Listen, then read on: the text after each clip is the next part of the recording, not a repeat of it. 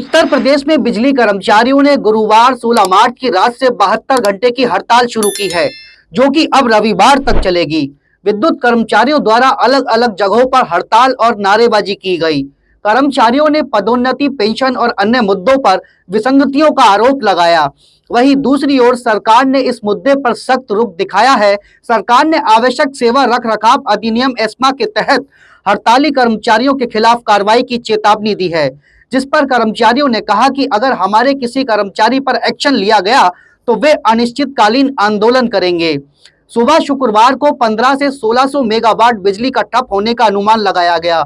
Uttar Pradesh high court में भी एक जनहित याचिका दी गई, जिसमें सुनवाई करते हुए अदालत ने बिजली आपूर्ति बाधित नहीं करने के पूर्व के आदेश के बावजूद प्रदेश के बिजली विभाग के कर्मचारियों के हड़ताल पर जाने को गंभीरता से लेते हुए शुक्रवार को अवमानना की कार्रवाई शुरू की।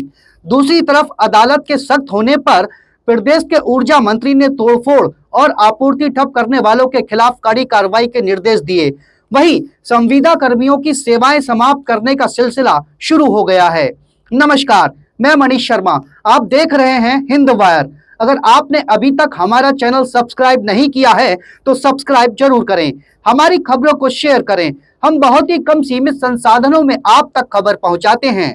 उत्तर प्रदेश में भूमिगत हो चुके बिजली कर्मचारियों के संगठनों के नेताओं ने एक बार फिर हुंकार भरी है।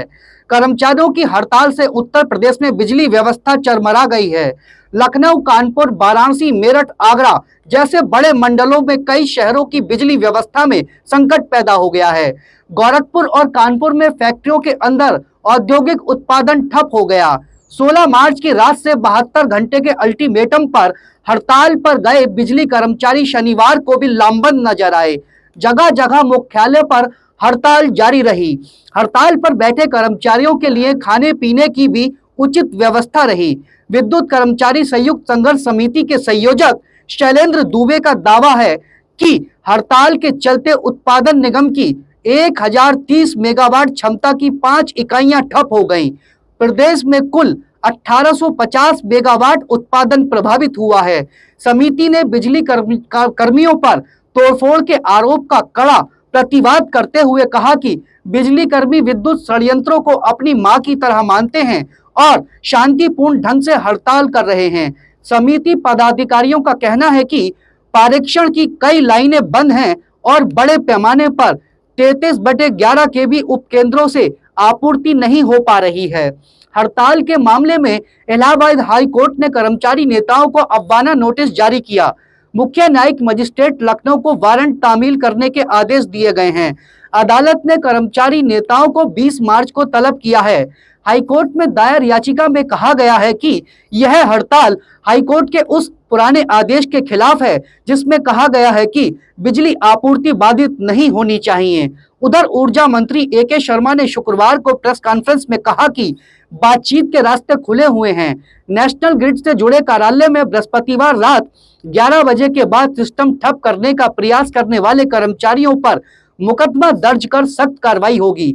उन्होंने जनता से अपील की कि ये चुनौती की घड़ी है, संयम बनाए रखें। जो कर्मचारी अपनी सेवा देना चाहते हैं उन्हें कोई ना रोक सके, इसका ध्यान जनप्रतिनिधि रखें।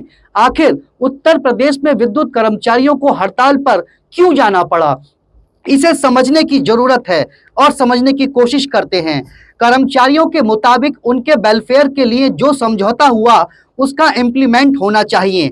उन्होंने कहा कि 1 लाख कर्मचारियों के हड़ताल में शामिल होने का आह्वान किया गया। विद्युत संघर्ष समिति के मुताबिक पावर कॉर्पोरेशन के रवैये से कर्मचारी हड़ताल पर जाने को मजबूर हैं।